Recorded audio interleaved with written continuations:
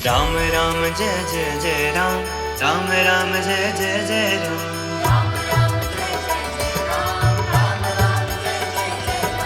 राम राम जय जय जय राम, राम राम जय जय जय राम। राम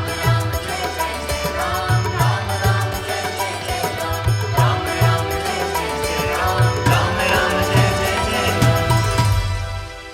मेरे राम।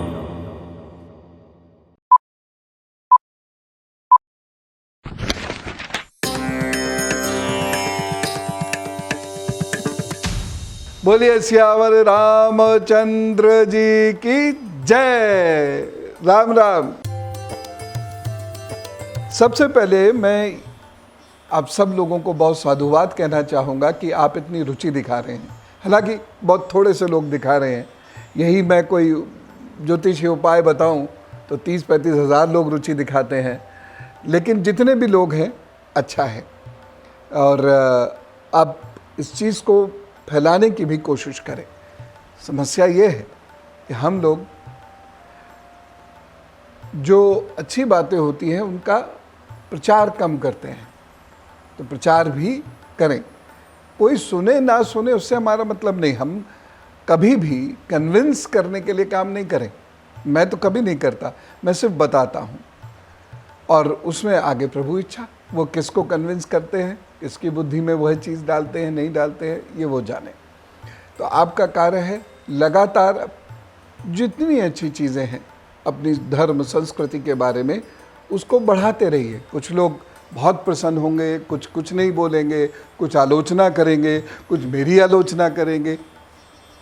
चलता रहने दीजिए, लेकिन हम काम करें।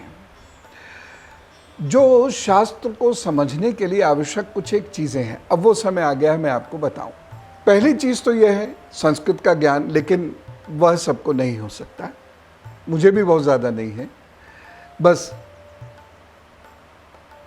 वो सुनने से बहुत सारी चीज़ें आप समझ सकते हैं। बहुत सारी चीज़ों के अंग्रेज़ी में और हिंदी में ट्रांसलेशंस हैं, यद्यपि वो बहुत ऑथेंटिक नहीं कहे जा सकते क्योंकि व्यक्ति उसमें अपनी बुद्धि भी लगा देता है। लेकिन फिर भी उसका दूसरा तरीका है कि जो इवेंट्स हो रहे हैं आपको ये समझना है कि इसमें सच क्या है, इसमें उपमा और अलंकार क्या हैं, और कौन सा इवेंट किससे मैच हो रहा है या नहीं मैच हो रहा है। तो ये आपको एक सीरीज दे देगा सोचने के लिए, और उससे आप सत्य के निकट पहुंच जाएंगे। परम सत्य कुछ नहीं होता, परम सत्य केवल ईश्वर है। तो इतिहास की सभी घटनाओं को 100% कोई जान सके ऐसा दुनिया में कोई पैदा ना हुआ है ना होगा। इतिहास तो छोड़ दीजिए, हम अपने ही परिवार की 4-5 पीढ़ियों की सभी घटनाओं को सही रूप से जान सके ऐसा संभव है? नहीं है। कितने लोगों को तो अपने जन्म का समय नहीं पता होता, कितने लोगों को एक्चुअल जन्म तिथि नहीं पता होती है ना। तो इसलिए 100% सत्य सब जाने ऐसा नहीं होगा। लेकिन अगर आप घटनाओं का विश्लेषण करते चले जाएंगे और ये विश्लेषण जो है बहुत व्यवहारिक आधार पर करेंगे तो चीज़ें समझ में आएंगी। कि कई मैया पर बहुत सारे लोगों के ये प्रश्न हैं, और होता क्या है कि धर्मशास्त्र में हम हृदय से किसी चीज़ से जुड़ जाते हैं। जैसे बहुत सारे लोग तात्विक विवेचना करने से जुड़ जाते हैं। वो हर चीज़ की तात्विक विवेचना करते हैं। जैसे ये मैं कहूँ कि चश्मा है, नहीं चश्मा नहीं, ये धर्म है, ये अर्थ है, ये काम है, ये मोक्ष है, और इन सब को मिला देते हैं तो दृष्टि बनती है व्यक्ति की।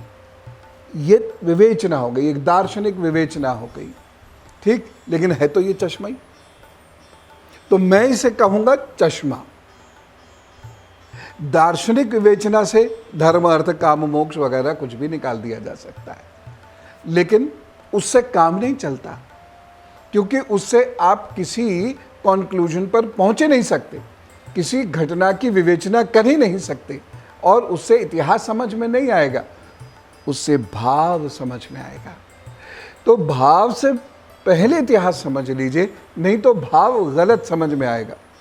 माँ कैकेयी के बारे में बहुत सारे लोग अभी भी ये मानने को तैयार नहीं हैं कि वो गलत थी। वो अभी भी यही कहते हैं कि लीला थी। जैसे एक श्री अनिल जी ने लिखा कमेंट में कि देवताओं ने उनसे ये लीला करने को कहा, लेकिन फिर ये प्रश्न आता है कहाँ कहा? मेरे ख्यालों में कह दिया क्या? मेरी सोच से हो गया क्या? ना, मुझे भी बुरा लगेगा, लेकिन लगने दो। अगर वह इतिहास सम्मत नहीं है, वह तर्क सम्मत नहीं है, तो मुझे मेरा भाव जज्ब करना पड़ेगा, दबाना पड़ेगा। मैं अपने भाव को नहीं दबाऊंगा तो क्या करूंगा? इतिहास गलत लिखूंगा, गलत बताऊंगा, परंपरा का नाश करूंगा।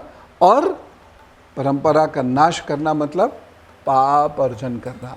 ये पापार्जन बहुत हुआ है, और जिन लोगों ने ये पापार्जन किया होगा उस वक्त में उन्होंने तो दंड भुगता ही भुगता, हम भी दंड भुगत रहे हैं।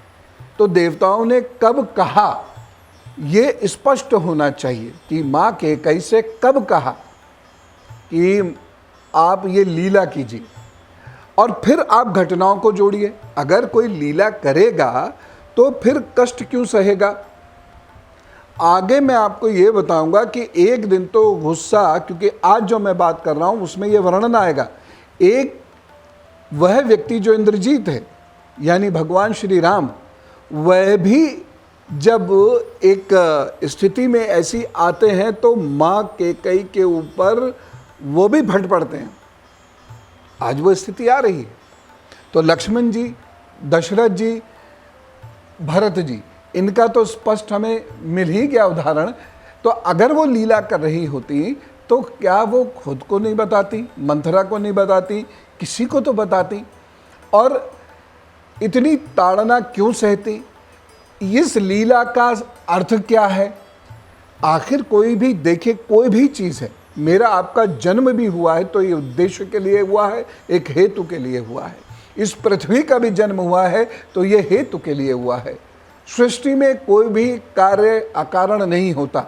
ये अलग बात है मैं उसे जानूं या ना जानूं, लेकिन बिना किसी हेतु के कोई कार्य नहीं होता, एक फूल भी नहीं खिलता। तो माँ कैकेयी का क्या हेतु उससे सिद्ध होना था? अगर ये लीला ही करनी है तो क्या हेतु सिद्ध होना था? अगर रावण को मारना था तो उसको मारने के तरीके तो बड़े स्पष्ट और सरल थे, उन पर चढ़ाई की जा सकती थी। उसके लिए श्री राम जी को वन भेजना, वलकल पहना देना, राज छिनवा देना। श्री राम जी कौन से ऐसे व्यक्तित्व थे जो प्रमाद में रहते थे? वह तो बहुत कर्मठ थे, तो उनसे तो वैसे भी कहा जा सकता था। प्रमादी व्यक्ति से तो अलग बात है कि उसे याद दिलाना पड़ता है, जैसे सुग्रीव को धमकाना पड़ा। तो राम जी तो ऐसे है ही नहीं, उनसे तो वो आदेश भी कर सकती थी, जाओ रावण को मारो, धर्म की स्थापना करो। तो इस लीला से लाभ क्या हो रहा था? और अगर ये लीला वो रच नहीं थी तो उसमें लक्ष्मण को, सीता को, शत्रुघ्न को क्यों नहीं शामिल किया उन्होंने? राम जी को अकेले वन क्यों भेज रहे थे? ये तो दोनों चल दिए उनके साथ। तो उनका इरादा था क्या असल में? तो ये सारी चीजें कहीं से कहीं तक कोई कड़ी नहीं दिखाती, कोई कड़ी नहीं दिखाती। क्योंकि लीला अगर करनी थी तो माँ सीता को भी वो तैयार करती श्री राम जी के साथ भेजने के लिए, जो उन्होंने नहीं किया। क्योंकि सीता मैया को ही तो रावण उठा के लेके गया, उसी के बाद तो युद्ध बना, वही तो कारण बनी, उस तात्कालिक कारण तो सीता मैया ही बनी थी ना युद्ध का। तो वह तो कैकेयी ने कहीं कुछ किया ही नहीं था। तो कोई भी घटना एक दूसरी घटना से नहीं मिल रही। फिर भी यदि हम कहते हैं तो ये मात्र हमारा भाव है, और इस भाव के कारण हम इतिहास का अनिष्ट कर बैठते हैं। हम इतिहास में अपने भगवान का भी, उनके चरित्र के वर्णन का भी अनिष्ट कर बैठते हैं। तो जो गलत है सो है, और उसे आपको स्वीकारना पड़ेगा।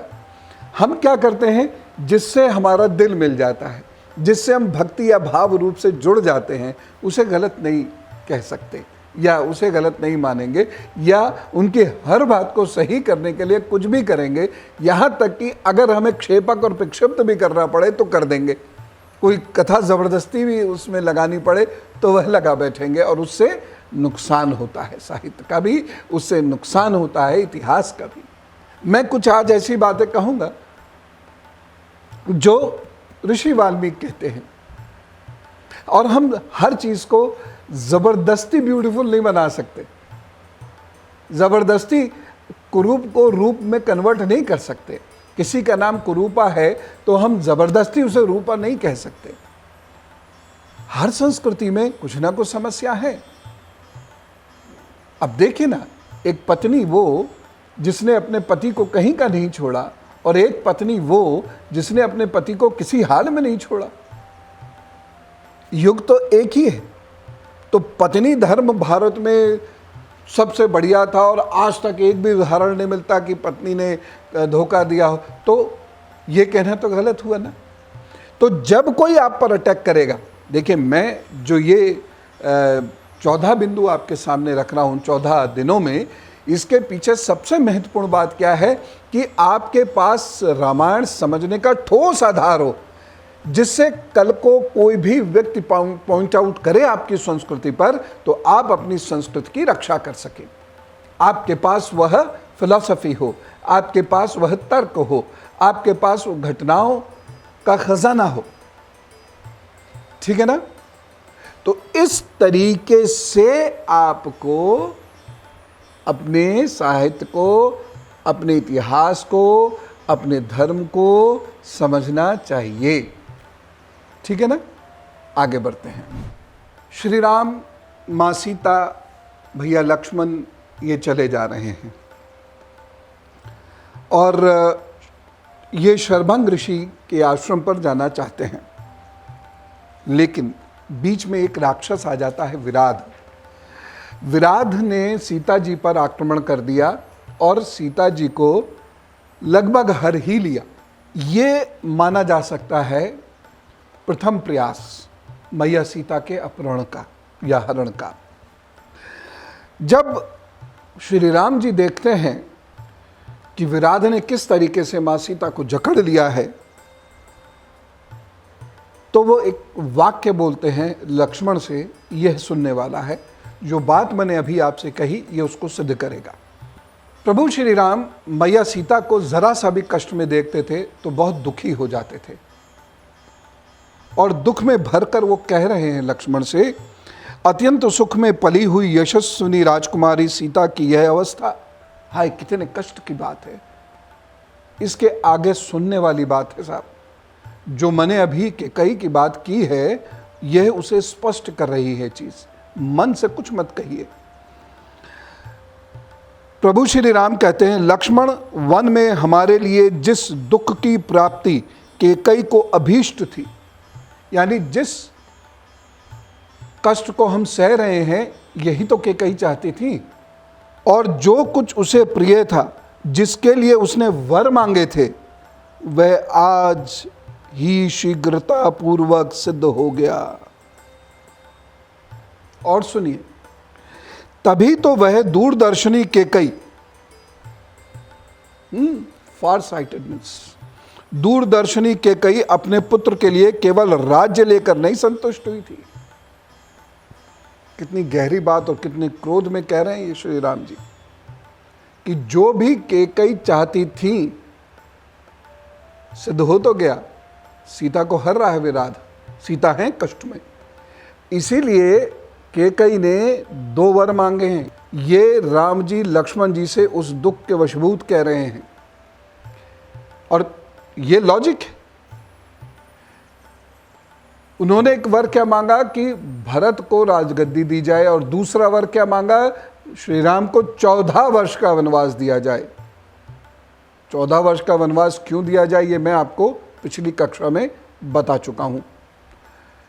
प्रभु श्री राम जो कह रहे हैं वो कह रहे हैं इसीलिए ये दोनों बातें मांगी हैं, और ये बात सही भी है, नहीं तो सिर्फ इतना मांग सकते थे कि राजगद्दी भरत को दे दो। लेकिन वो मंथरा जिस बात की तरफ इंगित कर रही थी, समूल नाश वह उस समस्या का करना चाहती, उस कांटे जिसका नाम श्री राम था उनके लिए, वह उसको निकाल फेंकना चाहती थी। इसीलिए 14 वर्ष का वनवास मांग लिया कि दंड कारण्य से कोई बच के आएगा क्या। और अगर आ भी गए तो 14 वर्ष तक अनुपस्थित रहने के कारण ये फिर कभी जीवन में राजा बन ही नहीं सकते। तो देखिए, जो ये हम लोग ये कहते हैं ना कैकेयी ने लीला रची है, ये खामोखा उन्हें सही ठहराना बंद करें, नहीं तो हम ये स्पष्ट करें कि कौन से देवता या देवताओं का कौन सा समूह कब कैकेयी से मिला और उन्होंने इस बात को कहा कि तुम ऐसी लीला रचो। और कृपा करके एक ऑथेंटिक ग्रंथ की बात कीजिएगा। एक ग्रंथ तो ये भी कहता है 2 सीता थी, एक अग्नि जी के पास थी, एक रावण ले गए थे। अब इन सब चीज़ों पर ये पर्सनैलिटी को एग्रेंडाइज करने के लिए कहा जाता है, ऑगमेंट करने के लिए, एक व्यक्तित्व को बहुत विशाल बनाने के लिए। वो तो विशाल ऑलरेडी है। तो हम जब एक व्यक्ति को चमत्कारिक रूप से बहुत विशाल बना देंगे तो स्वयं से दूर कर देंगे, फिर हम उससे सीख नहीं सकते। पूजा तो कर सकते हैं, और हमें हमारे भगवान इस धरती पर सिखाने आए हैं। हो सकता आप मुझसे इत्तेफाक ना रखें, कोई बात नहीं।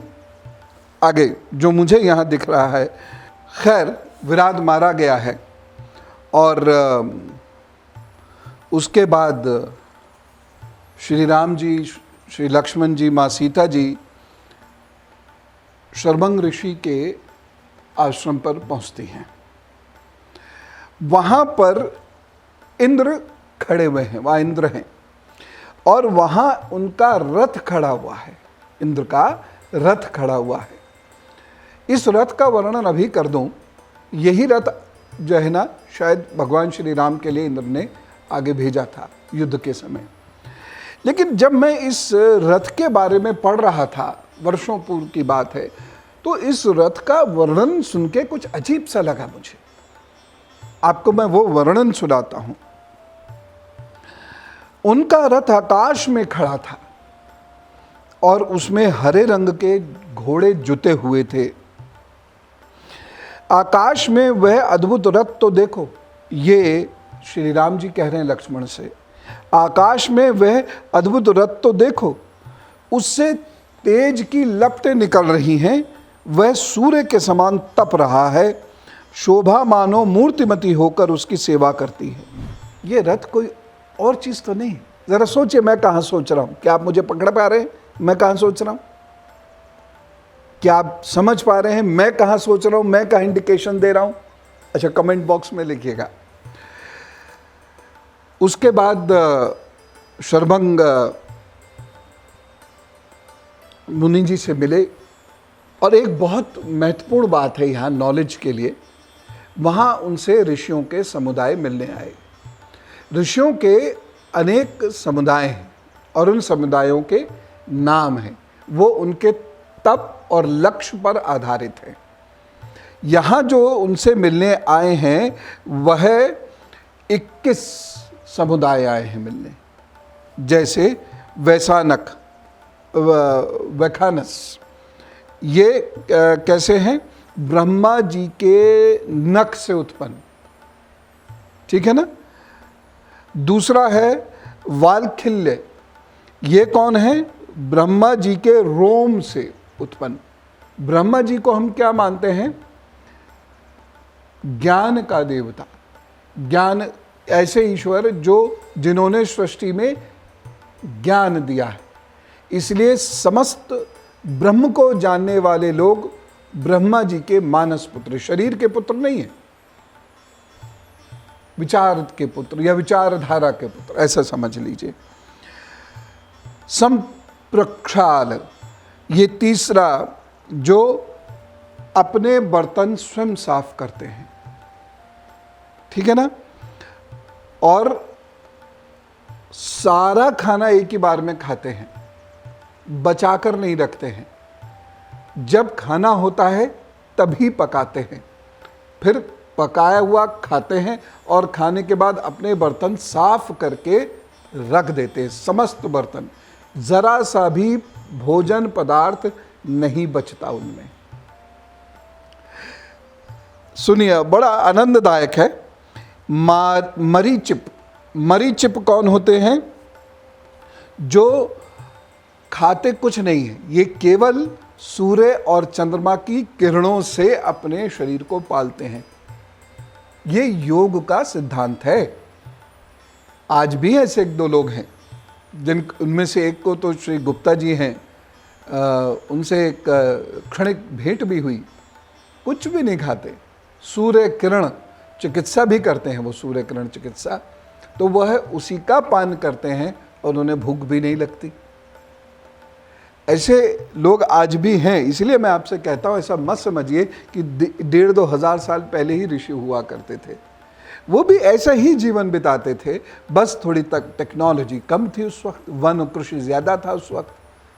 आज भिन्न प्रकार के वस्त्र हैं, तो काल में थोड़ा परिवर्तन हुआ है, लेकिन वैसे ही जीवन आज भी चलता है। आगे की बात करते हैं, इस विषय पर कभी बहुत डिटेल से चर्चा करेंगे। बहुसंख्यक अश्मकुट, अब इसको ये अश्मकुट मतलब जो अन्न होता है उसे पत्थर से कूट के ऐसे ही खाते हैं, ठीक है ना।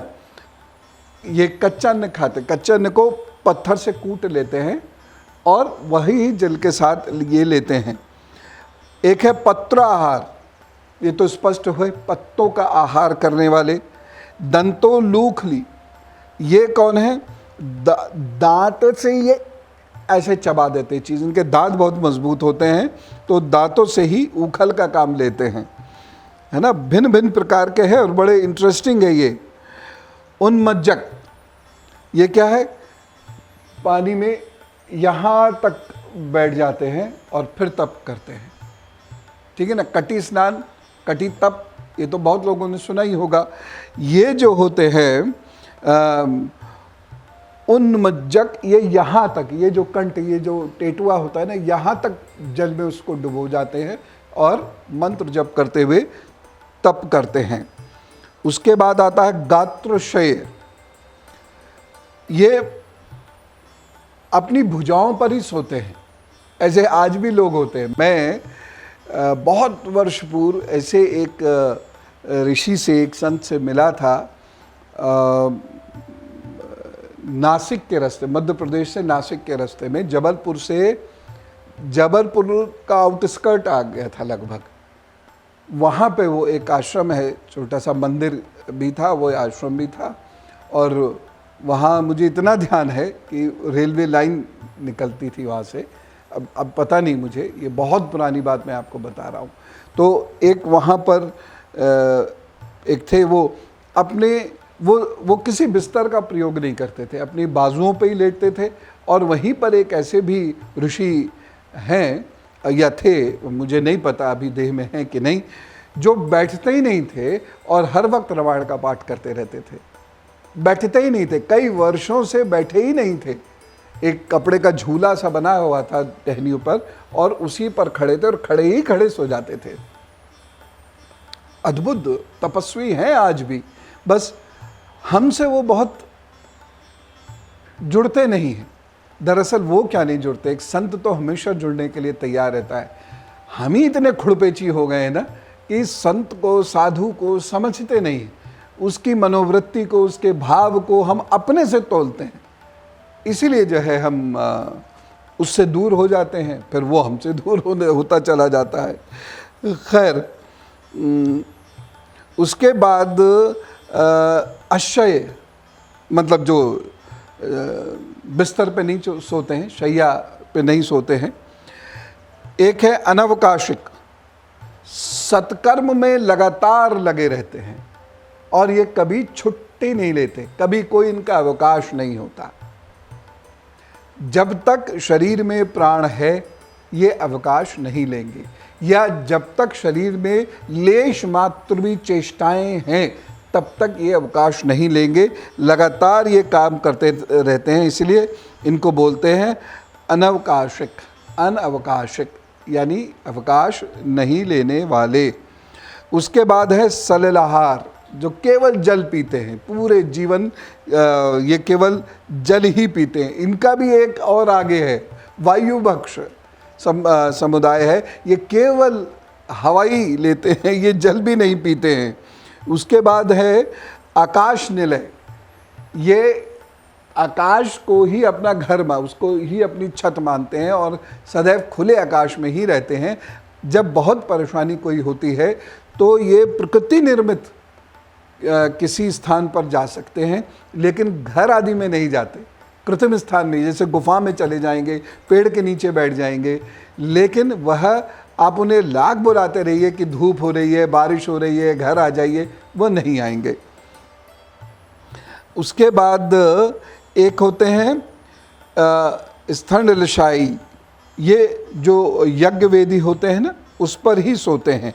एक होते हैं धर्ववासी, ये धरती पर कभी नहीं आते। जैसे हम एक मुनि जी को जानते हैं, हमारे प्रातः पूजनीय मुनि जी, वह कभी भी धरती पर नहीं आते, वह सदैव पहाड़ों पर ही रहते हैं। मैंने इतने अपने 37 साल के आध्यात्मिक आयु में उन्हें कभी धरती पर आते हुए नहीं देखा, मतलब समतल पर आते हुए नहीं देखा। वो वही रहते हैं, आकाश में ही रहते हैं। एक है दांत। दांत भी एक, जो दांत उनको कहते हैं जो मन और इंद्रियों को वश में, अखंड ब्रह्मचारी जिन्हें सामान्य रूप से हम कहते हैं, ये दांत पथ है। तो फिर है आर्द्र पटवासा। ये कौन लोग होते हैं? ये हमेशा अपने कपड़ों को भिगोए रहते हैं, हमेशा ये गीले ही कपड़े पहनते, कभी सूखे नहीं पहनते हैं। उसके बाद आता है सजप। ये लोग लगातार जप करते रहेंगे। बहुत से ऐसे लोगों को आपने देखा होगा जो गोमुखी हाथ में रहती है और लगातार जप करते रहते हैं, बीच बीच में थोड़ी सी बात कर ली फिर जप करते रहते हैं। तपोनिष्ठ, जो हमेशा तप करते रहते हैं, परमात्मा के चिंतन में लगे रहते हैं, इन्हें तपोनिष्ठ कहते हैं। और पंचाग्नि सेवी, ये लोग कौन होते हैं? ऊपर सूर्य, नीचे तपती हुई धरती और चारों तरफ अग्नि लगा लेते हैं, अपने अग्नि रख लेते हैं, अग्नि कुंड वगैरह या जिस प्रकार से भी होती है वो अग्नि रख लेते हैं और तब ये लोग साधना करते हैं। गर्मी में भी, जून में भी खुले में बैठेंगे, ऊपर सूर्य होगा, नीचे तपती धरती होगी और चारों तरफ अग्नि होगी। बड़े बड़े प्रचंड व्रत लेकर तपस्या करने वाले लोग होते हैं। खैर, तो इस प्रकार से वो वहाँ पहुँचते हैं, ऋषि समुदायों से इनकी बातचीत होती है और उसके बाद फिर ये आगे की ओर चल देते हैं। अब जब आगे की ओर चल रहे हैं, ये शरभंग ऋषि का जो आश्रम है, ये आज का जो यवतमाल है ना, नांदेड़ पड़ता है ना, ये वो स्थान है, ठीक है ना। तो ये धीरे धीरे धीरे धीरे अब उसी डायरेक्शन में जा रहे हैं जहाँ एक सीध में चलेंगे तो लंका आ जाती है। तो ये नांदेड़ वाला स्थान है। आगे मैं आपको बताता हूँ कि ये जब वहाँ से जा रहे हैं तो श्री राम जी की एक आदत है, वो वनों को निहारते हुए जाते हैं और मैया सीता को भी बताते हुए जाते हैं। तो कुछ वृक्षों का वो वर्णन कर रहे हैं जिन्हें समझना बहुत आवश्यक है हमारे लिए। क्या है?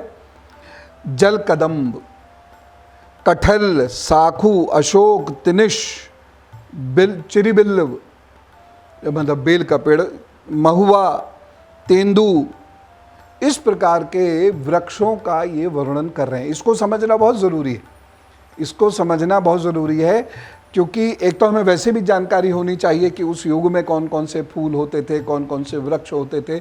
दूसरा, जब मैं आपसे वो वर्णन करूँगा ना पुल का, तब ये सारी चीज़ें उसमें आएंगी, तब ये सारी चीज़ें समझने की, जो आप अभी समझ लेंगे तो ये वहाँ आपको लाभ देंगे।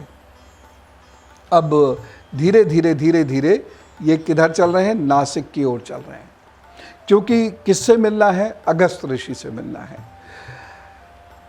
अब यहाँ पर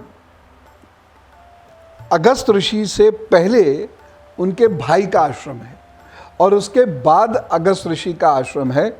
और आज भी एक किला है वहाँ पर, नासिक के पास अंकई का किला उसे बोलते हैं। यह स्थान है जहाँ कभी अगस्त ऋषि का आश्रम हुआ करता था। अगस्त ऋषि के बारे में कहा जाता है, अगम पर्वतम स्तंभयति इति अगस्त्य। जो पर्वत को भी स्तंभित कर दे, रोक दे बढ़ने से, उन्हें अगस्त कहा जाता है। तो अगस्त ऋषि के पास जाने का प्रयोजन वही है। अगस्त ऋषि बहुत महान ऋषि हैं और दक्षिण भारत में शास्त्रों पर बहुत कार्य हुआ है। अनेक शास्त्र लिखे गए हैं, हर प्रकार के शास्त्र लिखे गए हैं और वह अगस्त ऋषि ने ही लिखे हैं। प्रारंभ में उन्होंने ही उस लिटरेचर को लिखना शुरू किया है। अब अगस्त ऋषि के यहाँ क्या बात होती है? अगस्त ऋषि कुछ विशेष उपहार देते हैं प्रभु श्री राम को। वो क्या है, इसका वर्णन कल करूँगा। तो आज क्या कहेंगे? सियावर रामचंद्र जी की जय। राम राम।